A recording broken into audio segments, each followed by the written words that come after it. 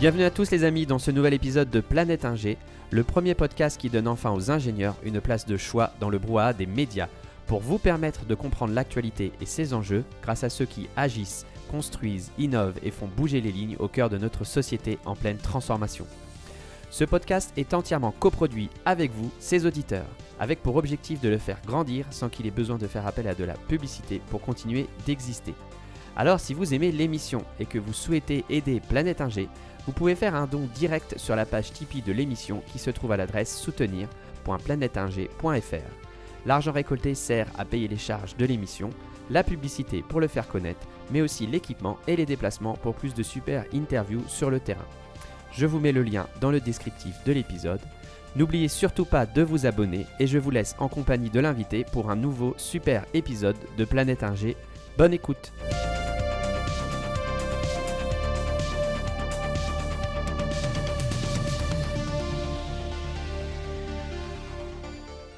Bonsoir Koichi, comment vas-tu? Bonjour Mathieu, ça va très bien et toi? Ça va, je te remercie. Vraiment un immense plaisir de t'avoir dans cet épisode de Planète Ingé. Au niveau fédération, il y a un plan de route qui est clair, établi pour emmener une équipe justement sur un podium. Parce que si on prend d'autres disciplines, on voit bien. Enfin, tu vois, par exemple, je prends l'exemple, par exemple du rugby. La génération qui est aujourd'hui là au top niveau, elle vient pas de nulle part. C'est des gamins qui a 20 ans. Voilà, il y a eu un plan de route. Est-ce qu'aujourd'hui, au niveau de la fédération, il y a un plan de route clair pour dire, OK, on est là et dans 10 ans, on veut être sur le podium, quoi. Oui, tout à fait. En fait, là, on y est en plein dedans, quoi. Donc, ça fait depuis que j'ai intégré, l'équipe de France, en fait, il y a eu plusieurs, coachs, mais ça ne veut pas dire plusieurs, plans de route. Chacun avait vraiment l'ambition de faire progresser les plus jeunes, heu, pour justement, atteindre ce niveau qu'on a aujourd'hui et justement, pour avoir la petite médaille au championnat du monde. Et aujourd'hui, bah, je pense que c'est à moi, pas que moi, à moi, mais un des plus, expérimentés en équipe de France, de justement transmettre le flambeau et de vraiment de faire partager l'expérience que j'ai donc depuis, les années qui ont suivi. Parce que justement, il y a eu beaucoup de choses qui ont été faites et principalement des voyages, au Japon, en Corée et ça nous a permis d'atteindre ce niveau-là et de créer une réelle équipe. OK. Mais si tu pouvais, changer quelque chose là, d'un coup de baguette magique, tu changerais quoi? Je changerais quoi avec un petit peu? Bah, non, franchement, là, j'ai rien à changer, c'est nickel, quoi.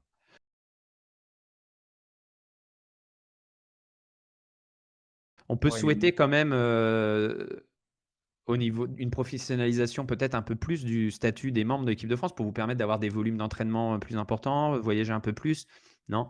bah, ça a été vu à un moment donné, mais ça a pas été approuvé, mais c'est d'avoir, justement cette statut de haut niveau, en effet. OK et quand vous avez ces titres européens, tu sens un engouement au niveau, de la presse nationale ou non, ça a rien changé, Ça a rien changé pas du tout? principalement, mais on essaie de donner, beaucoup de communication. Et là, justement, moi, à mon niveau, c'est plus dans mon club que j'essaie d'évoluer et de donner, Ouais. le maximum de communication pour faire connaître le Canada. Ouais, c'est ça. Bah, d'ailleurs, merci d'avoir accepté l'interview avec, mes millions d'auditeurs, tout de suite, ça va faire un boom. Tout à fait. C'est ça. Ouais. Mais, non, il y a pas trop de, même, donc les féminines aussi, hein, performent très bien et vraiment, pour le coup, quand on suit un peu les médias sportifs, on a un peu pas mal de sports quand même dont on parle. Mais alors le kendo, rien du tout, quoi. Le week-end, l'année dernière, le week-end des championnats d'Europe, l'équipe de France fait première, l'équipe de France féminine fait première. Le premier masculin, c'est un Français. Tout à fait. La féminine, je me rappelle plus, tu m'excuseras, c'est une Française ou la première féminine? Je sais pas. Heu, bon, Première féminine, non, c'est une non, Belge. enfin bon, peu importe, super résultat. Voilà, on n'a même pas une ligne, dans l'équipe, quoi. Enfin, ça qu'est-ce que tu ressens par rapport à ça? Est-ce qu'il y a un peu de frustration?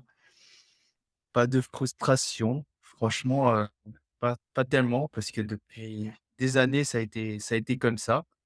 Mais ouais, qu'est-ce qu'on peut y faire? Qu'est-ce qu'on peut y Qu'est-ce faire? Le kendo, c'est pas répandu, mais j'aime beaucoup partager ce que j'ai fait, mes résultats à mes amis, à mes collègues. Ouais, tu assez présent sur les réseaux sociaux, non? Oui, tout à fait, ouais. Ouais, ouais, ouais. Pas énormément, mais j'essaie de partager, ce que j'ai pu faire, mon OK, expérience et cetera. OK. Du coup, il y a une question qui est passée, mais c'est pas grave. Ton plus gros raté en compétition, justement, c'était quoi? Alors, moi, en fait, je me souviens beaucoup de tous mes ratés. Enfin, dès que j'ai une défaite, ça m'atteint beaucoup et je m'en rappellerai, tout le temps, quoi.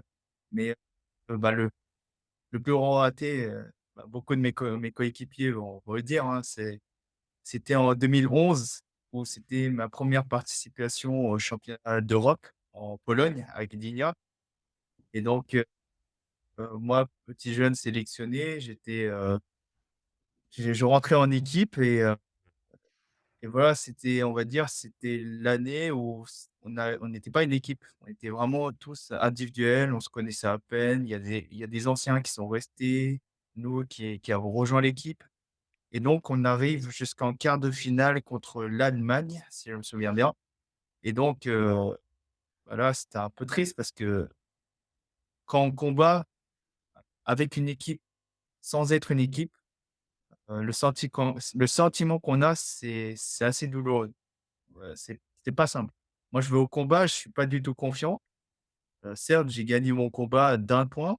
J'aurais pu gagner de 2 points et en gagnant de 2 points, j'aurais pu faire gagner l'équipe. Mais malheureusement, bah, en quart de finale, on se loupe, on perd contre l'Allemagne et on n'est même pas sur le podium des championnats d'Europe. Et c'est la première fois depuis des années que, l'équipe de France n'était pas sur un podium des championnats d'Europe et donc beaucoup de choses, beaucoup de polémiques après et donc ça a été très dur de digérer ça et c'est après qu'il y a eu tous ces, plans de route, plans d'action, qui ont été réalisés pour faire progresser l'équipe qui était qui était toute jeune, quoi. Après le renouvellement de l'équipe, bah, ça n'a pas été simple. Ça a pas été simple pour faire sa place et pour se faire connaître, pour avoir une réputation, de très bon niveau, quoi. Ouais, à ce moment-là de la défaite, tu le prends pour toi, tu le prends personnellement et tu remets en question ta capacité à être, un leader de cette équipe? Tout à fait, ouais. Bah, là, à ce moment-là, j'étais loin d'être le leader, j'étais, le petit jeune qui venait de rejoindre, l'équipe, donc je voulais tout faire pour aider l'équipe, donc mon mon kendo est très dynamique, le petit jeune nerveux, bah, je voulais, absolument aller chercher les points et donc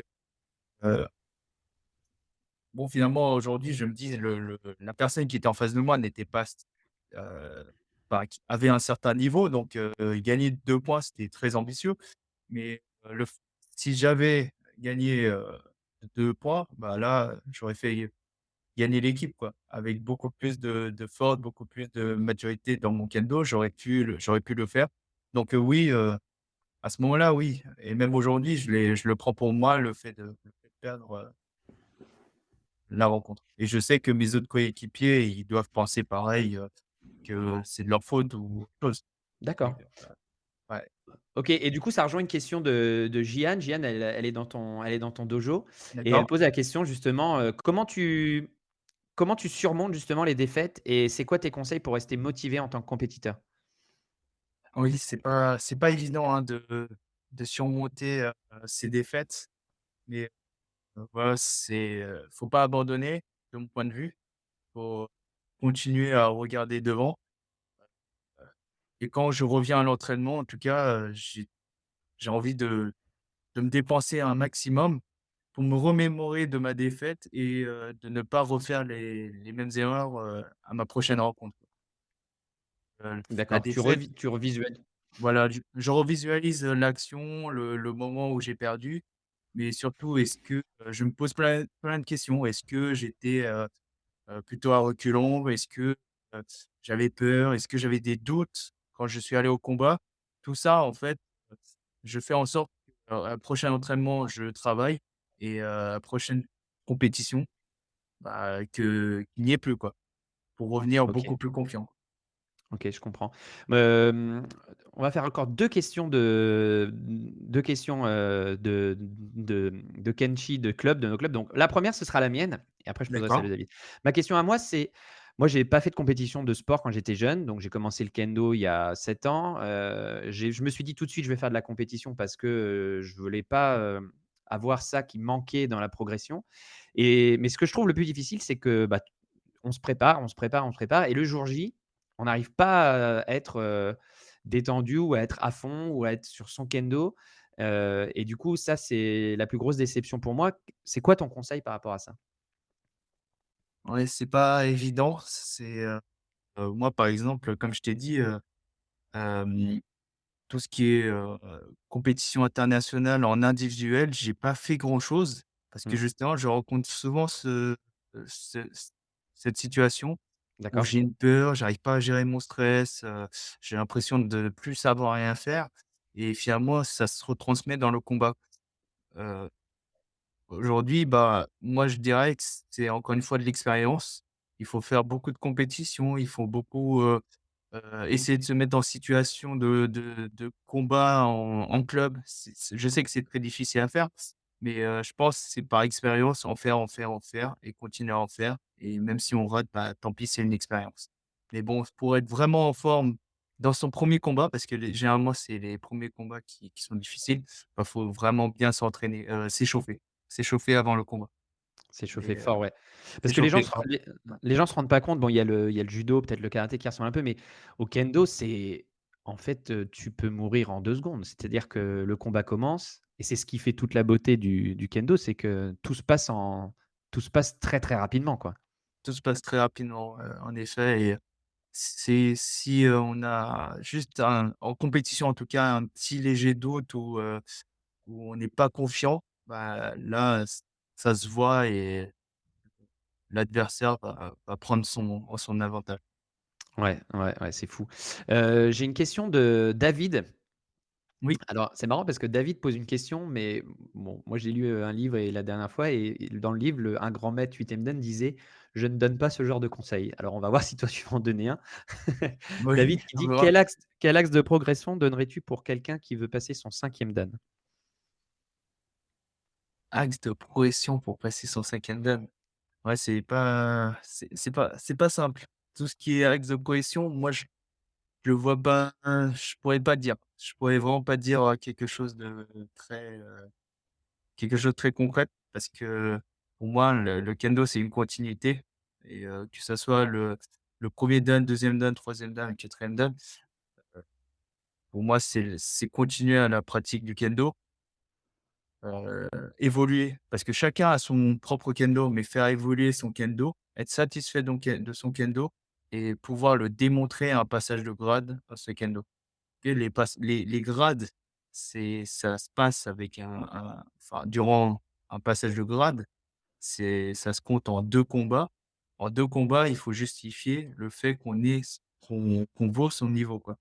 Donc je sais que dans tout ce qui est enseignement de la fédération française, ils proposent, un axe de progression, pour le 5e dan, pour le 6e dan et cetera. Mais de mon point de vue, ça c'est mon avis et mon avis seul, c'est que justement le kendo, c'est une continuité et faut pouvoir à ce niveau-là, pratiquer avec beaucoup de gens, beaucoup de personnes et beaucoup de personnes, expérimentées et non expérimentées. OK, donc moi j'adore pratiquer avec des 7e dan, des 6e dan et cetera, mais j'aime beaucoup aussi pratiquer avec des moins forts, des kyushas, des débutants ou des gens qui viennent de commencer et je pense que il faut connaître tout ça. Faut connaître, faut le connaître, faut le comprendre et il faut expérimenter. Mais qu'est-ce que tu recherches justement quand tu pratiques avec un débutant ou même avec un haut gradé? Tu te poses, quels sont tes axes de recherche toi justement? Alors moi, mon enseignement dans le kendo, c'est, beaucoup de déplacements. Donc, dans le kendo, si on se déplace pas, pour moi, on peut pas pratiquer correctement le kendo. Donc dans l'échange, je veux vraiment faire comprendre aux pratiquants qui vient de débuter, de se déplacer, de se donner et de la même manière, avec quelqu'un de plus fort, bah, en fait, je pratique mon kendo et mon kendo, c'est le déplacement et se donner vraiment, à fond, quoi. Se donner à fond, c'est quoi? C'est lâcher prise, lâcher le mental. On est nous, seuls, avec l'adversaire qui est en face et si on recule, si on fait que se protéger, bah, ça devient plus intéressant. Si justement on se donne, on se lance, on porte des attaques et même si on se fait contrer, même si, on rate notre attaque, bah, en fait, pour moi, c'est une expérience. Même rater sa frappe, bah, en fait, OK, de cette manière, je l'ai raté, mais peut-être la prochaine fois, si je le fais différemment ou de la f différentes manières ou à un différent tempo, peut-être, je réussirai, à marquer. Donc voilà, chaque personne que je retrouve en face de moi, je veux absolument qu'elle se donne, heu, à fond et quand je dis à fond, c'est vraiment dans le corps et l'esprit. OK. Bah, excellent. Je pense que ça, c'est des bons axes de progression, pour tout le monde. Dernière question. Oui. Qu'est-ce qu'on qu Tu es 6 dan aujourd'hui, tu as 32 ans, donc voilà, tu es jeune. C'est quoi tes c'est quoi tes es enfin, tes attentes, tes espoirs, tes objectifs, dans le kendo justement? Dans le kendo, bah, c'est pas que le grade, mais en fait, dans ma pratique du kendo, il y a une limite aujourd'hui. Il y a une limite, c'est que encore une fois, j'ai dit que le kendo, c'est pas que le physique, c'est pas celui qui est le plus rapide qui gagne, c'est pas du tout ça. Aujourd'hui, je pratique avec des 7e dan, des 8e dan et j'apprends beaucoup de choses dans la menace, dans la posture, dans tout ce qu'on veut. Dans Et là, ça va très loin, hein, dans la pratique du kendo, dans la connaissance du kendo et moi, je veux expérimenter tout ça et comprendre davantage le kendo à proprement dit. Genre, si je vais au Japon, bah, j'aimerais bien, pratiquer avec beaucoup plus de 8e dan et qui vont me donner beaucoup plus de conseils et bien sûr, je pense que ce que je veux dire, c'est d'amener mon kendo au plus haut niveau et d'atteindre le 7e dan et un jour, pourquoi pas le 8e dan et juste je partage une expérience qui marque énormément, c'est quand on va au Japon, bah, je suis quelqu'un d'assez, physique, virulent, j'aime bien, on va dire, la bagarre au kendo et j'étais dans des échanges de combats avec, des 8e dan. Il y avait beaucoup de 8e dan. Et quand on dit 8e dan, on ne peut pas le passer, très rapidement, hein. C'est des personnes âgées qui ont vraiment, 70, au-delà de 70 ans et physiquement, ils tiennent pas debout, quoi. Et donc moi, je me suis dit: «Le petit jeune qui arrive dans cet échange, bah, je vais en inviter un petit vieux» et du coup, je me suis dit: «Je vais le bousculer» et je suis allé à fond. Ah, je peux te dire que j'ai pas vu le jour, quoi. Le petit vieux, bah, il m'a démoli, j'étais essoufflé, c'est moi qui tenais plus debout à la fin et lui, bah, là, je me suis rendu compte de la différence de niveau, quoi. Ça venait d'où la Inc différence de niveau? Ça venait d'où justement? Tu arrives à mettre des mots là-dessus? Tu arrives à visualiser? Parce que c'est c'est important pour progresser. c'est très difficile. C'est très difficile, j'ai pas les mots parce que c'est je peux même pas les définir. C'est ça le kendo, en fait. Le kendo, c'est pas la rapidité, c'est vraiment, dans en termes de posture, de garde, tout ça, c'est complètement différent et bah, c'est l'expérience aussi et ils m'ont enfin le le sensei Uchien Dan, il m'a totalement contrôlé, quoi. Il y a le centre également, il y a tout ce qui est posture. Je dirais que c'est l'expérience et ces années de pratique de kendo qui permettent de justement atteindre ce niveau-là et Il y a qu'aujourd'hui, même un jeune ne peut pas, rivaliser un 8e Dan, c'est pas possible. il y a un Beaucoup fact vont se de excuse-moi, beaucoup vont se poser la question: «Ah oui, mais là, je comprends rien. Dès que je pratique avec, ce monsieur, ce sensei et tout, je comprends rien, je j'arrive pas à attaquer». Mais encore une fois, est-ce qu'on a réussi à partager tous ces émotions avec, cette personne? Est-ce qu'on a pratiqué à 200 avec cette personne? C'est là où il faut se poser la question et c'est là où on comprend à la fin si, la pratique avec un 8e dan. C'est pas toujours évident, je l'accorde, mais quand on a atteint un certain niveau, bah, c'est ce genre d'échange qu'on recherche et là, aujourd'hui, c'est ça que je cherche, mais malheureusement, en France, on n'a pas tellement de possibilités de s'entraîner avec un 8e dan, mais aujourd'hui, les 7e dan français sont de très haut niveau également et c'est très passionnant de pouvoir échanger avec eux. OK. Bah, tu vois, tout à l'heure, je te demandais si tu avais une baguette magique, parce que tu pouvais changer, donc ce serait de pouvoir aller au Japon plus souvent avec, et rencontrer plus souvent. Ça serait bien. Ouais. C'est pas évident, hein, mais y aller tous les ans, ça serait vraiment bien d'aller. C'est ça Tu la gardes baguette. tu Ouais, je rebondis sur ce que tu disais, hein. Est-ce qu'il y a le facteur énergie? On parle du qui. Est-ce qu'il y a le facteur énergie qui rentre en ligne de compte? Est-ce que ça, tu y crois? Et est-ce que c'est quelque chose que tu arrives déjà à sentir un peu? Alors croire, sentir, oui, j'y crois, sentir, oui. Heu, Encore une fois, je pense que c'est de la manière de comment on pense, comment on arrive à, bah, extérioriser tous ces sentiments, tous ces émotions et dans le combat, bah, comment on arrive à justement, à garder tout ça en soi et de justement le «qui», comme tu dis, le «qui» ou l'énergie, dégagée par nous, par le pratiquant, bah, en fait, c'est très difficile à condenser tout ça. Il y a i une fois, il y a un sensei qui m'expliquait, toi, tu as beaucoup d'énergie, tu as beaucoup de «qui», mais ça se disperse partout et je comprends tout à fait ce terme. S À un moment donné, on peut se dire, «Qu'est-ce qu'il veut me faire croire comprendre ou qu'est-ce que je dois croire?» Mais en fait, là, je comprends. Si l'énergie, on le disperse un peu partout, bah, en fait, on ne concentre pas sur notre propre, sur nous ou sur notre, adversaire et ça, je comprends tout à fait. Donc ce terme-là et je pense qu'il faut un certain niveau, de pratique pour le comprendre, mais tout à fait, je vois tout à fait, ce que tu veux dire. Ouais, et et le deuxième point par rapport à ce que tu disais juste avant, moi je trouve, après je peux me tromper, je suis encore très jeune dans le kendo, hein. Moi je trouve que d'aller pratiquer avec quelqu'un qui a un écart trop grand, en fait finalement tu apprends pas parce que tu comprends pas ce qui se passe en face, la pers et tu vois, je sais pas ce que tu en penses, mais à un moment donné, tu c'est bien aussi de pas aller chercher trop haut parce que ça te permet, bah, d'être sur un niveau d'apprentissage ou un niveau d'opposition qui te permet justement de lire et d'apprendre à ton niveau. Tu vois ce que je veux dire ou pas? Non, je crois comprendre, mais moi, j'ai toujours pratiqué avec les plus forts, donc je pourrais Ah pas ouais? dire. Ouais, j'ai toujours eu un niveau très, très, très élevé. Après, j'ai toujours cherché les plus forts, quoi, moi.